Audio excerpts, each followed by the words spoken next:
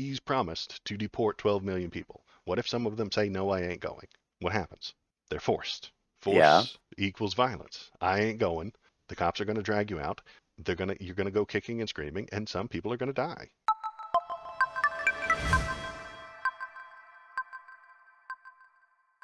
Okay, so this is a bit doomer, but I'm gonna read through it because it's kind of the things that I've been suggesting. This one, the 4 post-election scenarios, and not one of them is good. Did I send you this?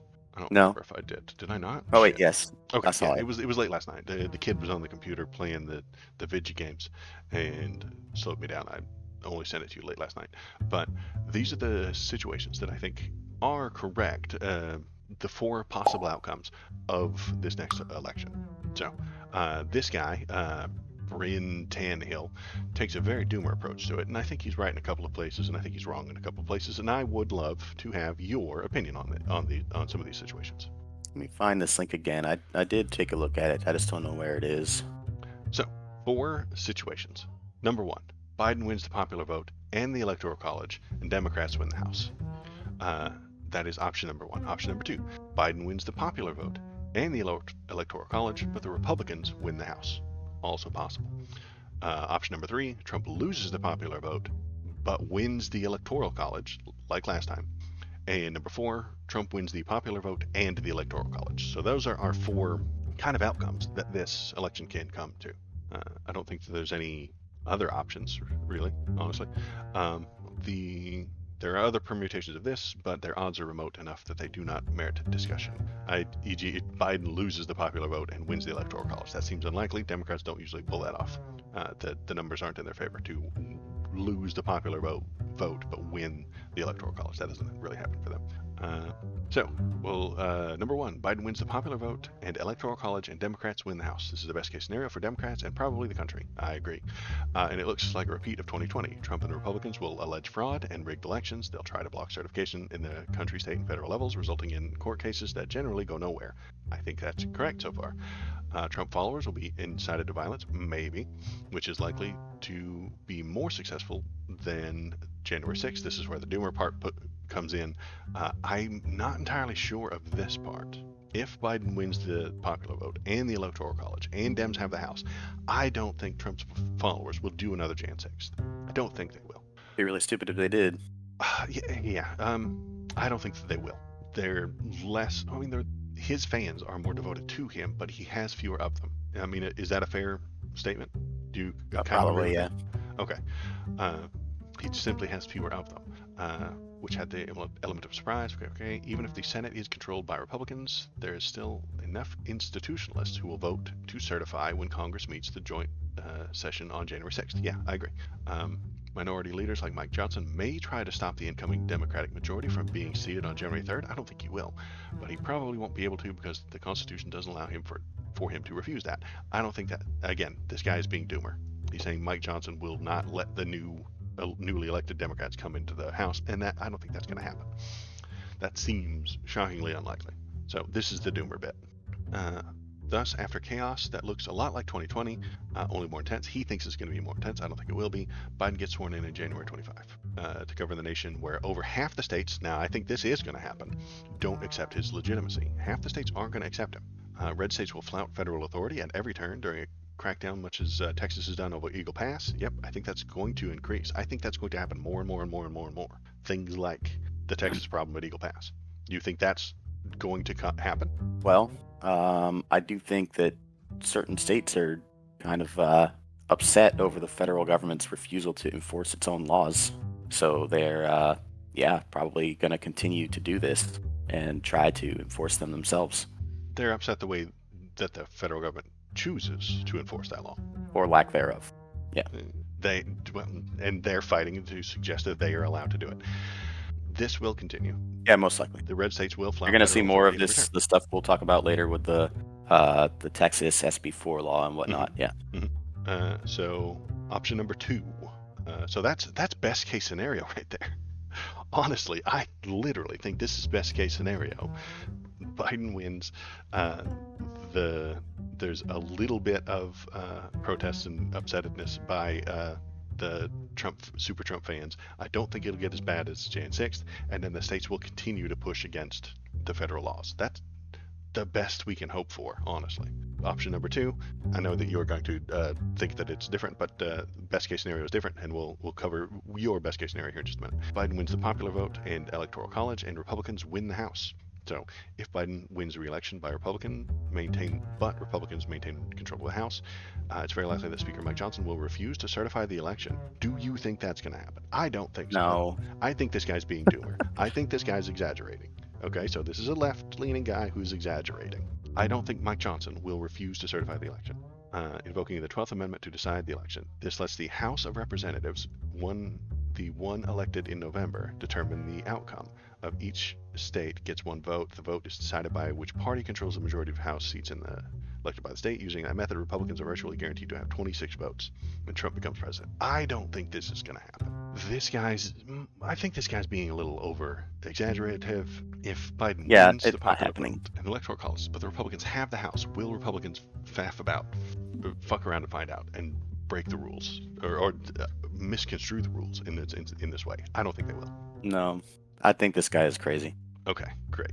I think he is incorrect about this, and then he talks about if that does happen, though, if it does happen, and I'm saying I don't think it will, he doesn't think the Supreme Court will take Biden's side. He thinks the Supreme Court will take the House's side in this. But since it technically follows the rules, as a result, most people in blue states are likely to reject the legitimacy of the gerrymandered House Republican majority, the president, and the Supreme Court. Governors in blue states will be under intense pressure from their constituents, particularly those who fear for their lives, if Trump takes power again, to reject the legitimacy of Trump administration, which gives into its extreme agenda. Hold on. Who fears for their life if Trump takes power again? Trans people, gay people, the millions. Are we going to start executing them in the streets? Probably, yes. I think ridiculous.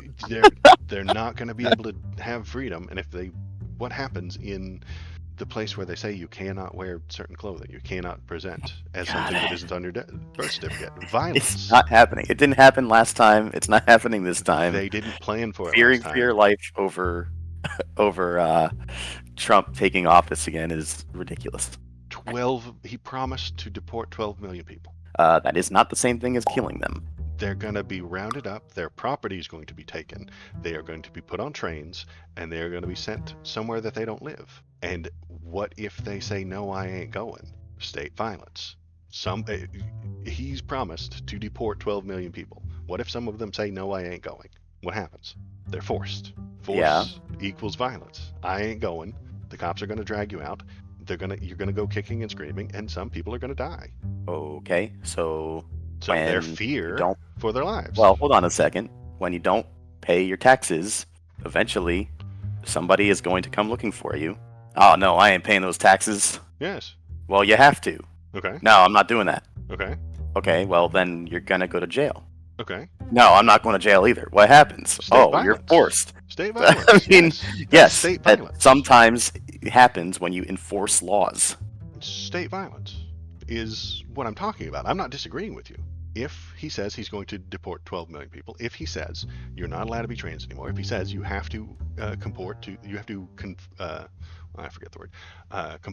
with what's on your birth certificate, what happens if you don't? Law enforcement. And law enforcement is state violence. You're sounding awfully libertarian here. Maybe. If state violence is being used to prevent people from wearing clothes that they want to wear, that they're fearing for their lives. They're not saying, I don't think at the moment the trans people are complaining that the kill squads will go out, but they are complaining that if we do practice the freedom we want to practice the way we want to, law enforcement will be called, law enforcement will show up, and they might hurt us. I very much doubt that law enforcement is going to be called over someone wearing a dress. I mean, it was in the past. It's not happening.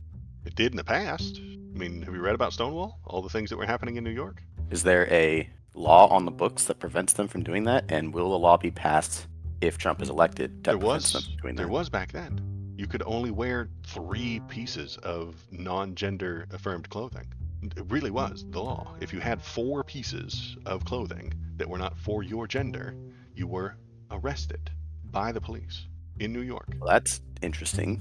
Where'd that come from? That was what the law used to be back in the 70s, or maybe it was the 60s, for Stonewall. I don't Is know it no all of the. longer a law now? It is no longer a law now because we have progressed. We've moved forward away from that thing.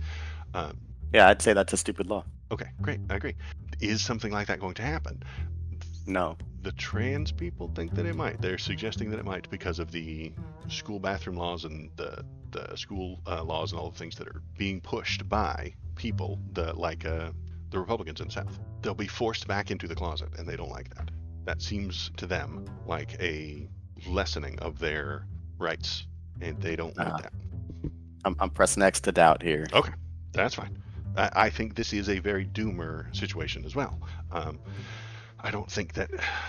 I think they're exaggerating somewhat, and to make us feel better about all this doomerism is a little puppy dog. Look at the puppy dog. He makes everybody happier and feel better about the impending genocides. All right, you are wet and you've been outside playing in the wet grass, aren't you? Yep, you're gross and muddy. All right, so yeah, situation 2 I don't think is very likely. It seems unlikely. So what we'll do is, so then he goes on to talk about how the blue states will fight against the improper Trump. Okay. Option number 3, Trump loses the popular vote but wins the Electoral College. Now this one worries me a little bit. A repeat of 2016. It will highlight the ongoing weakness of the Electoral College, having put Republicans who lost the popular vote in office again for the 3rd time in 3 out of the last 7 elections, and 3 out of the 4 total times that a Republican has won in that span. Okay, so yeah, it keeps happening. Donald Trump got fewer votes, and won the Electoral College in 16. Same for Bush, and same for, what didn't it happen a different time? This would be the 3rd time. Let's see. But it's a win without cheating or deliberately breaking the system. This will blunt the resistance to Trump, and I think he's right about that, along with the belief that the government is illegitimate. There will be protests, to be sure, but so long as Trump doesn't choose to have protesters massacred, they will fizzle out as they did in 2017. So this guy is like, as long as he doesn't, he's saying he's not going to, as long as he doesn't choose to have them massacred. Where do you find these articles from people like this? This is ridiculous. This is the extremism. This guy is extreme. I agree. This outcome is the hardest to predict. I kind of agree with that. Trump will absolutely let his team attempt to implement Christian nationalism across the U.S. and every means available to achieve its vision of America with no immigrants, no trans people, no Muslims, no abortion, no birth control, Russian-style don't say gay laws, license to discriminate based on religion, all government education funding going to religious schools. Blue states will try to resist and invoke the same states' rights and dual sovereignty arguments that the red states in scenario 1, but unlikely they will succeed due to conservative bias on the Supreme Court and Trump administration's willingness to blow off court rulings it doesn't like. All right, I don't think this is happening either. Yeah. Wow. This is the immigrant that we just talked about that a minute ago. If Trump goes straight to a massacre via the Insurrection Act. Yeah. If Trump goes straight to a massacre via the Insurrection Act, civil war is on the table. I mean that's not an incorrect sentence. I think the sentence is correct. It's implying that this is a possibility. I don't think it's a possibility. You know what I mean? Right. If he does massacre a whole bunch of Americans via the Insurrection Act, civil war is on the table. It's just that's a big if right there. That if is really large.